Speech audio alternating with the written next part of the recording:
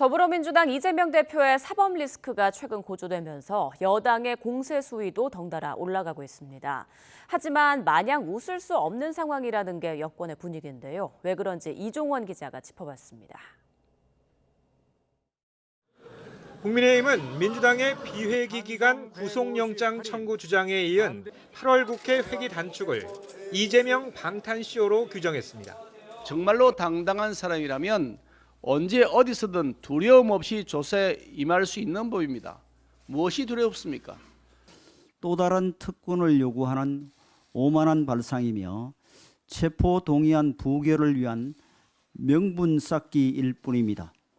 이재명 대표의 사법 리스크가 커지면서 공세 수위도 최대치로 끌어올리는 모습인데 속내는 꽤 복잡해 보입니다. 이 대표 구속이나 퇴진이 현실화할 경우 여권으로선 오히려 대형 악재가 될 수 있다는 인식이 깔린 겁니다.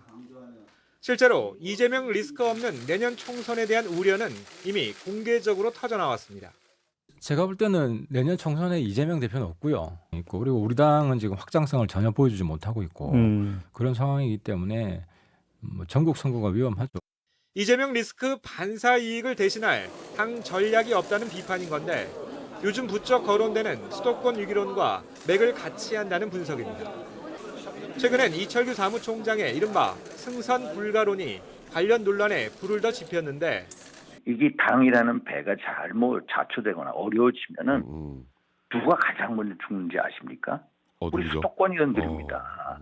의총에서 한 발언은 일부분 왜곡된 게 있어요. 승선 못한다가 아니라 같이 타고 나가는 사람들이 그러면 안 된다 이런 얘기예요.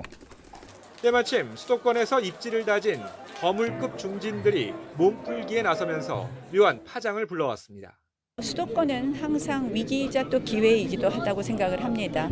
자만하지 않고 끝까지 정말 국민들의 마음을 얻기 위한 노력을 계속하는 것이 중요하지 않나 이런 생각을 해봅니다. 지명도 있는 인사들이 수도권 나아가 전국 선거를 도울 구원투수로 낙점된 것 아니냐는 관측이 당 안팎에서 제기된 겁니다. 물론 여당 지도부는 제대로 된 후보를 내세워 내년 총선을 승리로 이끌겠다는 원론적인 입장만 아직은 밝히고 있습니다. 다만 이재명 대표 부재 상황, 즉 민주당과 혁신 경쟁이 펼쳐지는 시나리오를 배제할 수 없는 만큼 총선 전략에 대한 고심은 갈수록 깊어질 것으로 보입니다. YTN 이종원입니다.